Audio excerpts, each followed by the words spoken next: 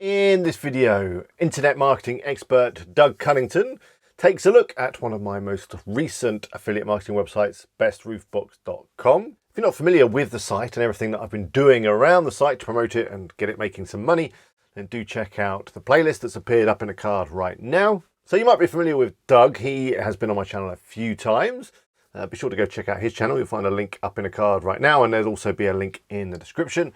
He is an expert when it comes to affiliate marketing and setting up niche websites. So anyway, Doug gives my site a thorough teardown. He goes through all the pages and posts and gives me a whole load of tips and ideas on how I can improve it. Some of the things he mentions in this video are what makes a good About Us page. He's got some great tips on linking. He also shares some ideas on how I can make the articles a bit more readable. And he also talks about how buttons could actually be putting off some of my visitors. Now, in the past, Doug has had a full audit from Amazon around his sites just to make sure that he's not breaching any terms and conditions. And he learned a lot from that experience. And he shares some thoughts in the teardown on what you can do to prevent yourself being kicked out of the Amazon Associates program. I think you're going to get a lot out of this video. Doug does share loads of tips and ideas, which you'll be able to apply to your affiliate marketing websites. I'm obviously going to take everything he said on board and apply that to my site, and I will be doing a follow-up video on that really soon. But anyway, that's enough from me. Let's roll the tape.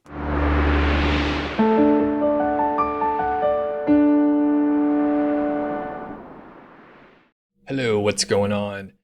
Thanks, Alex, for inviting me to do a teardown for bestroofbox.com. And this is typically how I do a teardown or an audit for someone's site. I don't look at it beforehand, and I just tell you what I think as I'm thinking it. No filters. So we're going to jump right into it. And luckily, Alex is a good WordPress designer and knows how to design a good user experience. So this baby looks pretty nice. As I'm looking at it, I enjoy the white space. There's a little contrast, but not too much. And if I landed on this homepage, I would think, hey, this is a professional looking site. And images look nice in general. The buttons look good. There's not too many colors going on, and it's not too busy. So we have sort of what the site is all about after the menu bar here. So that's good. And just in general, I have no major complaints about the layout of the homepage. And as I'm looking at like latest guides and articles, this section here, this is all fine. There's a little snippet. There's a date so that you know it's pretty recent.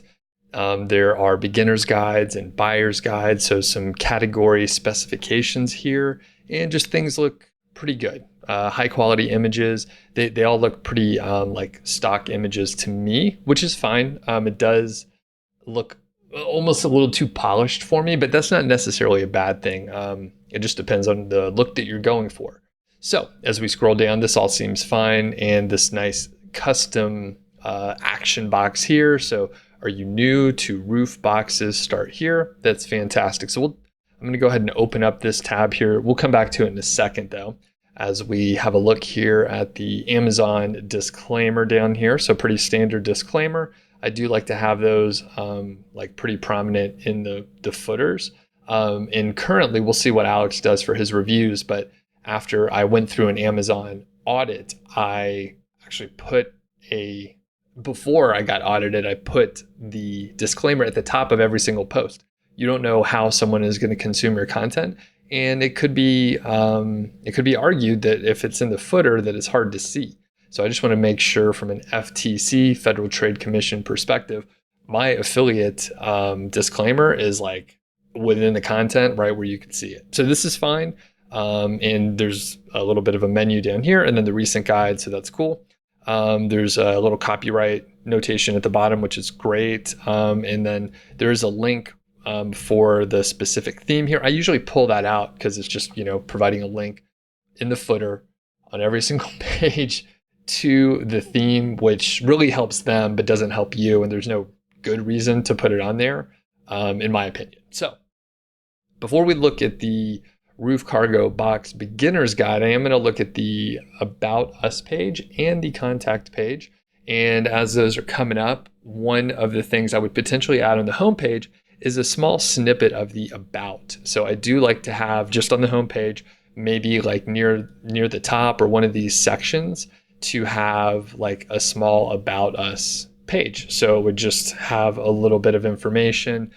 Actually, this hits close to home. My dad just sent me a text earlier, like 30 minutes ago, that he just got a cargo box. We're doing a road trip this summer, driving up to Alaska, and he got a cargo box for his Explorer. So that was kind of cool. It's a big cargo box, so we could put junk up there or whatever we're going to do. So the important part here, and Alex hits all the beats. We like road trips. Here's why we're creating this site. Here's the information you can expect. Here are the types of content we have, and that sort of thing. He even puts a picture of himself there with an actual cargo box, so you get the idea that he actually knows what he's talking about. So this is perfect. This is like exactly what you want to do for an about page, and note it. If you are thinking, what do I put on the about page? This is what you do. This is exactly perfect. And you have links to other places to look. So it serves its purpose really well. And it helps people, if they happen to look at the About Us page, it points them towards helpful information. So I usually look at all the admin site or pages first, and we have a contact us form here. So that's fine. No issue there. And yeah, pretty straightforward. At this point in time, I usually just forego the contact form in the page, even though maybe it looks nice. And I just put like an email address either on like the about page or maybe even in the footer sometimes, just so it's like, if you need to get in touch with me, here's an email address. You can get in touch. So moving on from there, we can now look at the actual content here. So the beginner's guides, they tell you, why you would be there. I do enjoy the search bar here in the menu, which is cool. I've actually tried to figure out how to do that before, and I don't know how to do it. There's also one in the sidebar, which is fine. As we scroll down, we see there are, I guess it's like the category beginner's guide. So we will hop into one of these specifically because we want to look at those and like critique it. That's what we're here for. I'm here to tell Alex what I don't like about his site. So that's always fun. I do love to criticize people. So he has a featured image at the top, and looks good. It looks very professional. It's a stock image, I believe, from probably the manufacturer or something like that. And one can argue, right, there's two schools of thought here. You have a big image at the top to let people know they're in the right place. Or the image kind of takes up space and you can't get to the copy, or you don't see the copy as quickly. So I kind of like to forego and not have a featured image, but instead have the copy begin right away and have a half width image just like this, which is perfect. This is a pinnable type image, and you see the little Pinterest logo pop up, so it's easy for me to pin here. And you can see that he gets right into the copy here. And this is what, potentially it would look like without the image at the top. And it's like the copy is above the fold, right? You see it sooner. So it's totally up to you. I haven't done any like A/B testing or any analysis on which one is better, but I usually just stick to no featured image and just jump into the content right away.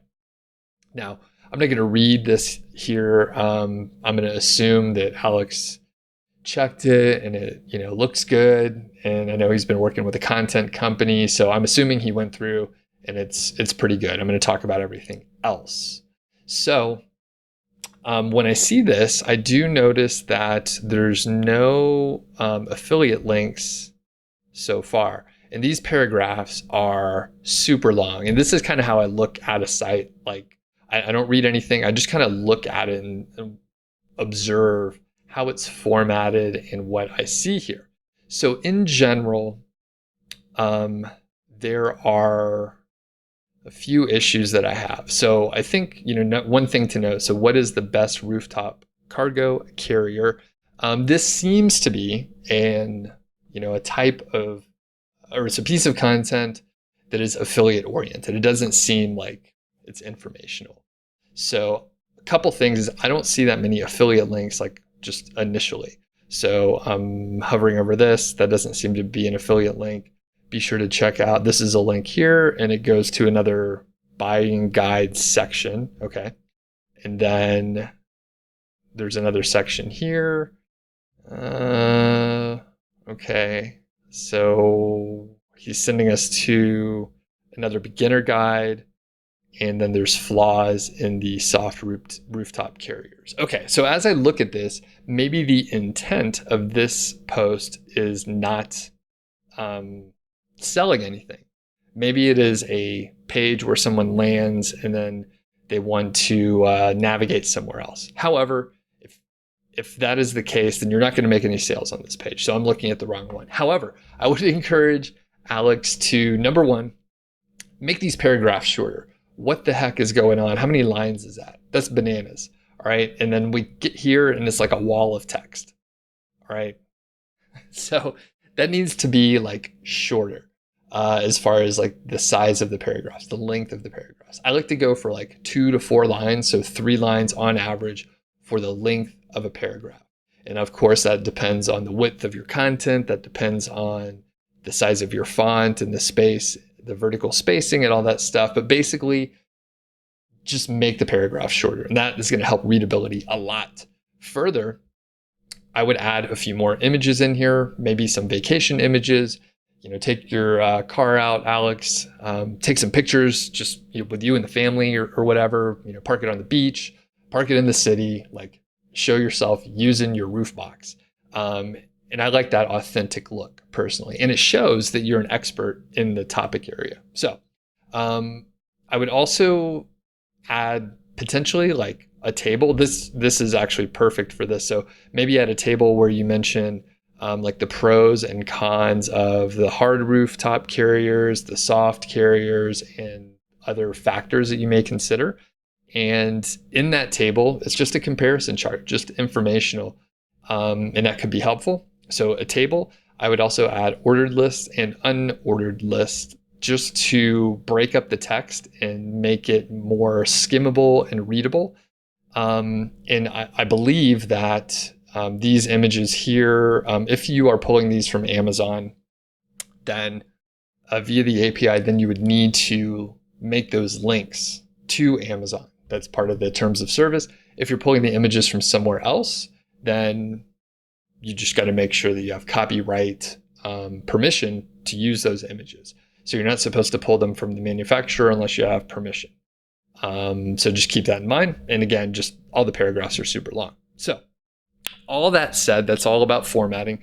The other thing is I would, even if the goal of this page is to get people to the other guides and other parts of your site, I would still put some affiliate links in here. Maybe you pick like the best one for each type. So a hard top carrier versus a soft top carrier, and you put your favorite one for each one of those so that someone has a choice. At this point, well, Alex, as you know, from a usability perspective, right? If someone lands on a site and they have to make like 8 clicks before they can buy anything, it's going to be bad conversion percentage versus like 1-click purchasing. Of course, you can't do 1-click purchasing, but you could make it a little easier for someone to get to Amazon and for that cookie to land, right? That's what we want. We don't care too much what they buy at Amazon. Once someone gets over to Amazon, Amazon is awesome at converting and showing people products that they want to buy, products that they've been browsing for recently, and so on. So I would recommend, and typically I do this because I saw the Wirecutter and other big sites do this, but in the first, block of text, in the first 150 words, put a link for your favorite, like your top choice for a cargo carrier. So you end up with, hey, are you in a hurry? Here's my favorite rooftop cargo carrier because it's the perfect size for me and the family and it's durable. Check it out on Amazon. Quick, straight to the point. You give them a little bit of a reason why you like that particular product.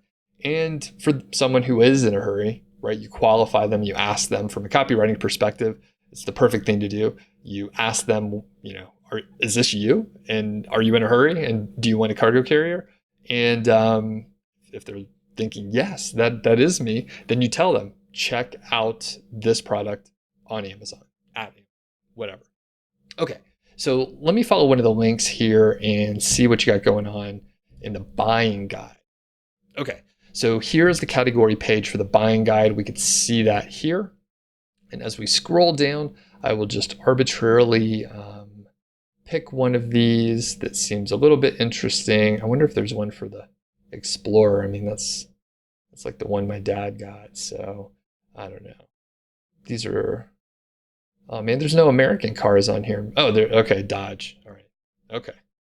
Okay, we'll do I do like the MDX, so we'll check that out. All right, scrolling down, so MDX roof cargo box guide. And as we're scrolling down, this is more like what we want to see. A little bit shorter paragraph, still a little long, in my opinion. So I would maybe make them short, a little bit shorter. And the thing is, I mean, it's just a visual thing. And if you make your paragraph shorter, it's not like it's going to change the world. But from a readability perspective, I believe it will help. And okay, you have all this in bold. Da da da da da. Okay, we got the unordered list here. Beautiful green check marks. I like that. So here are some of our favorite blah, blah, blah. Excellent. So you have a very nice looking table here. It looks wonderful. You have the product along with an image, and you have your affiliate link there. So it's, yeah, this looks really good. You give some information about the product so someone knows like what's going on as far as like the size and volume. The opening, I know when my dad was checking out these products, he was like, oh, you could open from both sides, or you have to get in the rear or whatever. So there's all these different kind of options here. Now, the one thing that could be a little iffy is this rating here. So the rating may not be allowed. It's vague, but I recently went through this Amazon affiliate audit, and I know that there's certain things that you can't just put on your site unless you're pulling it from the API. So I don't know where you're getting the information, but the stars do look good, but you're not allowed to like state in hard code like the number of reviews or the star rating from Amazon or anything like that unless you're pulling from the API. So if you're pulling this from the API, then it may be okay. I have heard people say that you're not allowed to pull that information and one must present it as it is shown or as it is pulled from the Amazon advertising API. And if I'm losing people, I'm sorry, it does get technical and there are some rules in there. And if this doesn't make any sense, then just know that what I do is pick some other rating system that is not 5 stars. So you can do 10 bananas, or you can do 10 stars, or you can do a rating 1 out of 100 or 1 out of 75, whatever you want to do. But 1 out of 10 is pretty good. 1 out of 100 is pretty good. Those other ones are just weird, and I was just making that up. But you should potentially come up with your own rating, or you can make it very clear and say editor's rating here. You just have to make sure. And now I could scroll down and there may be a little, okay, so sometimes if you're using a plugin, beneath the table, beneath an area where the API has been used, you will see a little bit of text that says pulled from Amazon, and then it lists the time stamp when it was pulled. Typically, I think you're supposed to have it within like 24 hours or something. And most plugins like Amalinks Pro or EasyAzon or AAWP, they will pull it like real time. So it's like updated within whenever the page renders. Okay. So that said, this all looks really good. I would just, this column here, the rating column, is one that I would potentially like specify that it is not the Amazon rating. The other thing that I would suggest is, if it's possible, to add text, like you have the title here or the name of the model. I would say like use some copywriting, right? And say, check the latest availability at Amazon, or check the latest pricing at Amazon, something like that, where you're telling the visitor to take an action, right? You don't want to leave this up to the individual scrolling through and they're like, I don't know what to get. You want someone to see it and like, oh yeah, I do want to get more information. I want to see the details. Is this available on Amazon? What is the price or whatever? And that sort of thing. Now, I know some folks out there are thinking, hey, Doug, wouldn't it be great to put the price in the table? Some people like to put the price on their site. I personally do not. I like to have that curiosity so a person does not know how much it costs and that they would need to go over to Amazon to check out the price. In fact, I use the copywriting technique that I just mentioned where I tell them, hey, check the price of blah, blah, blah at Amazon because there's a curiosity gap. I'm pointing out that there is not pricing information here. And then they're thinking, wow, what is that price? And then they can hop over to Amazon, they get a cookie, and then, Amazon does its thing. All right, scrolling down. Again, we got these long paragraphs, so just break them up a little bit. We do have an image here, and we do see that the little finger showed up on the cursor. Everybody sees the little finger there showing up. So I know that that's a clickable image, and I do see that that is an affiliate link. So great. However, I bet, Alex, that there's a pretty solid chunk of your traffic that is mobile or tablet based, right? And they're not using a cursor. And that said, a person would not know that they could click on that image. They just don't know. And I mean, someone could accidentally click it, but think when you're scrolling through on your phone, looking at a site, are you trying to click every image that you see to see if you can do something? No, no one does that. So what you should do, Alex, is put a caption in here that says, click the image to see the latest pricing at Amazon. Again, don't rely on the visitor to figure out what to do. Tell them what you want them to do to remove any sort of I guess the mystery of what you want them to do. Just tell them. And again, from the perspective of, half your traffic or 40% of your traffic or whatever is mobile or tablet or whatever, they won't even know that they could click on that image and it's a waste. Okay, scrolling down, it's cool that you do have a video here, so that looks good. You have a button, check the latest price on the blah, blah, blah. Perfect. And this is what I've been talking about throughout. Some people do like the buttons, but sometimes people get intimidated by a button. So I usually like to have a text-based link where it is more curiosity-based, and not much further off than what you got here. This is not buy now or anything too aggressive. So I like this pretty well, but you could experiment potentially with just text. So that's totally up to you. I don't have any specific data, and some people have said, oh, I put buttons on my site and then I make more money now. And then other people can tell you the opposite story. And they say, I removed all the buttons and I put text links and then my conversion rate went through the roof. So you have to test and you never know. But I would say, maybe put, some text-based link in between the paragraphs here, make it bold, center it up, call it out a little bit. You could also, actually, one of my best sort of conversion techniques and copywriting ideas is around putting a text link where it says, check or read the latest reviews from owners at Amazon. And then you could link to the review page for the product. I mean, it's literally what information people want to get. I mean, they want to understand, is this a good product? In this case, will it fit my roof rack? Is it going to attach? Is it too big? Am I going to have an issue with this? Okay, scrolling down. Yeah, it's looking good. I mean, I have the same sort of feedback for each of these. I would highly recommend two main things. So again, we have two big fat paragraphs for each one of these products. I would highly suggest putting some bullet points for each one. Hey, here are the features for this rooftop cargo box. Here are all the features. Cool. I would highly suggest putting pros and cons as well. So I feel like it's more credible if you're able to say what's bad about a product as well. Even the highest quality products, even the most expensive, the best product in whatever field, right? Whatever niche, whatever category has flaws. like it's just the way it is. So even like your most favorite product has flaws, and even if it's perfect, maybe it's super expensive. So you could list that.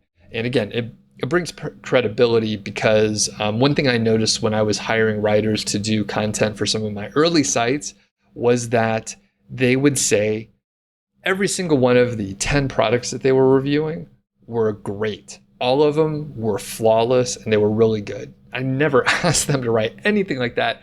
I was just like, write a review. And now I tell them, be sure you write a couple negative things about each of the products.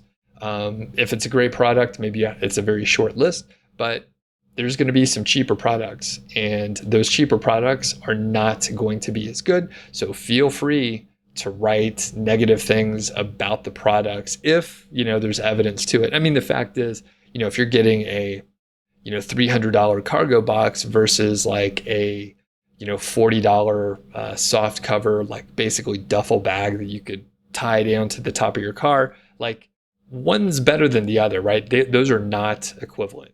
And it's okay to put that in there. Now, I didn't read the content here, so I'm not 100% sure. Maybe there are a couple like negative things mentioned here, but when you call them out in like a pros and cons bulleted list, that's a great way. Again, from a skimmable standpoint, someone can scroll through, they kind of see what's going on. They understand like, oh, this one's good because it's cheaper, but it's also has like flimsier mechanisms or whatever. So overall, that's my take. A couple other things that I want to point out. So that was sort of the content teardown. A few things that I want to mention. So there's links to related posts here. That's cool. That's good to do. It's good to have interlinking throughout the site. I would highly encourage you to put more internal links, kind of like the post that we looked at before, over here, wherever it was, right? I don't remember where it was. So put interlinks in the content, not just at the bottom, but also within the content. So you don't necessarily want to like distract someone and get them away from the thing that they're trying to figure out. But from a just interlinking on your site perspective, it's a good thing. So adding those links is good, and having it in the text, I believe, is a little better than having it at the very bottom. Now, I do both, by the way. The other thing that I think would be great is at the bottom, so you have related post here, but I think maybe even before that, you put a section that says like resources and references and further reading or something like that. Then you can link to the manufacturer, right, to show that you did some research. And you could also link to the user manual, which is often available for free via PDF, on the manufacturer as well. So you could probably put, I don't know how many you reviewed here, like 8 or something like that, 5, I don't know.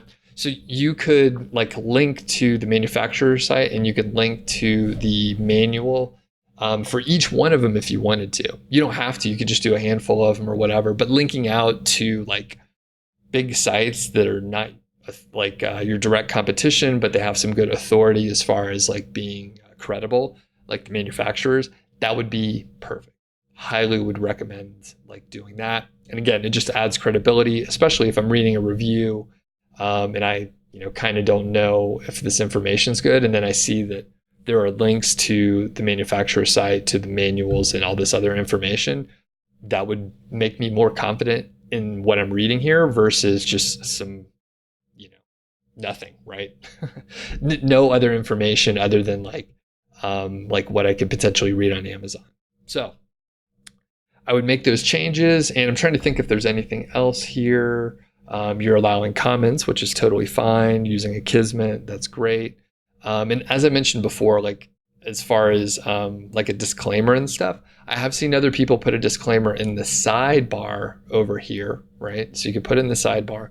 However, depending on how the person is consuming the information, they may not even see it, right? So again, if someone's on a mobile device, they may not see the sidebar on the side. Then the sidebar may be pushed to the bottom, right? So if you scrunch it up and you look on your phone or whatever, it pushes all that stuff to the bottom. Not super helpful. So that said, it could be worthwhile if you really want to watch it to have like one line up here, maybe even a little smaller text, but like above the content, but underneath the sharing section, it just says There are affiliate links on this site. I get a commission if you use the affiliate link. It helps pay for hosting. I mean, all you have to say is like, these are affiliate links. I get a commission if you use the link. And then the more official text is below. So that's my take overall. And, I think the table looks fantastic. I'm curious to hear if you make those changes, what happens. And I think, I imagine like the readability may go up. So maybe your on-site time may be a little bit higher with shorter paragraphs and just a little bit more richly formatted text and content in general. So thanks, Alex. I really appreciate you, letting me take over for a video here and telling you and criticizing you about bestroofbox.com. So thanks, everyone. We will see you around again. And if you like this stuff, let us know. It's kind of fun to just critique someone's site out there. So that brings us to the end of this video. I'd like to say thank you to Doug for doing the teardown for me. Those tips and ideas are going to help me take my website to the next level. And of course, I will be implementing everything that Doug has suggested. And I will be doing an update video on exactly what I've done and whether it made any difference. Remember to check out the playlist that contains all of the videos around bestroofbox.com, including the full-length tutorial video on exactly how I made the site. You'll find the links in the description, of course. So all that's left to say is, if you're not already subscribed, click on the eagle, make sure you click the bell, and then you'll be notified of any new videos that I upload. Be sure to go check out Doug's channel. You can do so by clicking on his face up there. Got loads of great videos. Do give him a subscription as well because he uploads all of the time and you're not going to want to miss them. And there's a couple of other videos chosen specially for you. I hope you enjoy them. Until next time, bye for now.